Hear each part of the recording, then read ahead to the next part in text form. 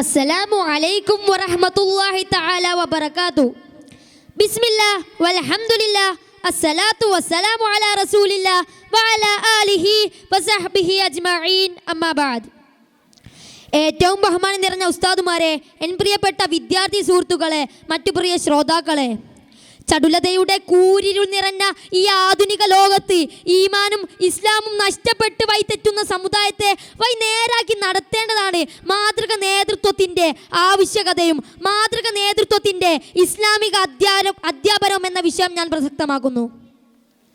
മാതൃക നേതൃത്വത്തിൻ്റെ ആവശ്യകതയും അവയെ അനുസരിക്കുന്നതിൻ്റെ അനിവാര്യതയും കൃത്യമായി പഠിപ്പിച്ച മതമാണ് ഇസ്ലാം.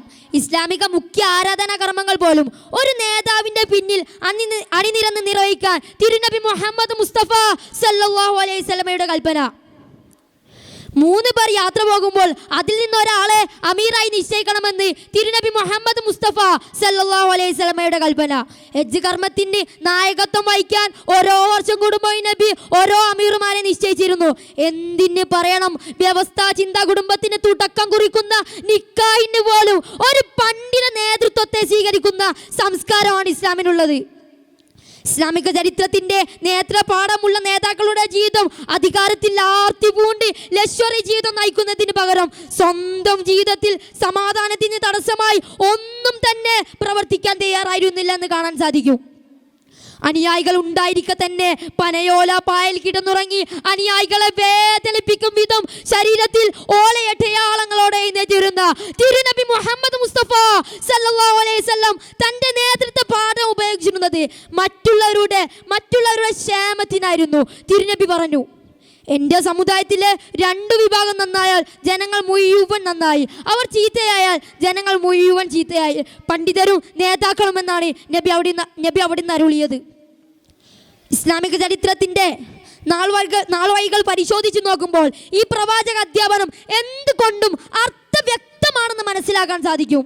ഉന്നത സമുദായത്തിന്റെ ആദ്യകാല വക്താക്കളായിരുന്ന സ്വഹാബിമാരുടെ ആത്മീയവും ദൗത്യവുമായ മാതൃക നേതൃത്വം സാക്ഷാൽ പ്രവാചകനിൽ തന്നെ നിക്ഷിപ്തമായിരുന്നതിനാൽ അവർ ഉന്നത നൂറ്റാണ്ടുകാരായി അറിയപ്പെടുന്നു.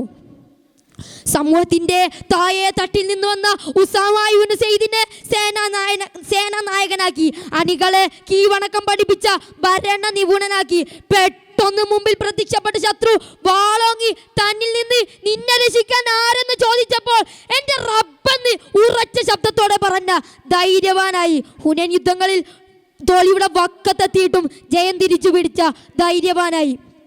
ഹുദൈബിയ സന്ധിയിൽ ഒരടി പിന്നോട്ട് വെച്ച് ദീർഘദൃഷ്ടി കാണിച്ച തന്ത്രജ്ഞനായി. യുദ്ധത്തടവുകാരോണ്ട് കരുണാപൂർവ്വം ഇടപെട്ടപ്പോൾ തൻ്റെ ബദറിലെ തടവുകാരായിരുന്ന നൗറിനെയും ഉഖബയെയും വധിക്കാൻ ആജ്ഞാപിച്ച കണിശക്കാരനായി. വിടവാങ്ങൽ പ്രസംഗത്തിലൂടെ ലോകം ഉജ്ജ്വലിക്കുന്ന ഉജ്ജ്വല പ്രഭാഷകനായിരുന്നു തിരുനബി മുഹമ്മദ് മുസ്തഫ സല്ലല്ലാഹു അലൈഹി വസല്ലം. എതിരാളിയുടെ പ്രലോഭനങ്ങൾ വഴങ്ങാത്ത സ്ഥൈര്യവാനായിരുന്നു നബി. മുമ്പൊരിക്കൽ വിശ്വപ്രസിദ്ധ പ്രസാധകരായ മഗ്രായിൽ പുസ്തക കമ്പനി ലോകത്തെ ഏറ്റവും കൂടുതൽ സ്വാധീനിച്ച വ്യക്തികളെ കുറിച്ച് ഒരു കണക്കെടുപ്പ് നടത്തിയപ്പോൾ ലോകത്ത് ഇന്നേ വരെ വന്നിട്ടുള്ള നേതാക്കളിൽ ഏറ്റവും 1ാം സ്ഥാനമായി കണ്ടെത്തിയത് ഒരേ ഒരു വ്യക്തിയെ മാത്രമാണ്. ആരെന്നല്ലേ? തിരുനബി മുഹമ്മദ് മുസ്തഫ സല്ലല്ലാഹു അലൈഹി വസല്ലം. ഏറെ കലുഷിതകൾ നിറഞ്ഞ ഈ ആധുനിക കാലത്ത് നല്ല നേതൃത്വത്തിൻ്റെ പിന്നിൽ അണിനിരക്കാൻ നാഥൻ തൗഫീഖ് നൽകട്ടെ, ആമീൻ എന്ന് പ്രാർത്ഥിച്ചുകൊണ്ട് ഞാൻ എൻ്റെ ഈ പ്രസംഗം ഇവിടെ വെച്ച് അവസാനിപ്പിക്കുന്നു. വാഹിർ ദഅവാന അനിൽ ഹംദുലില്ലാഹി റബ്ബിൽ ആലമീൻ. അസ്സലാമു അലൈക്കും.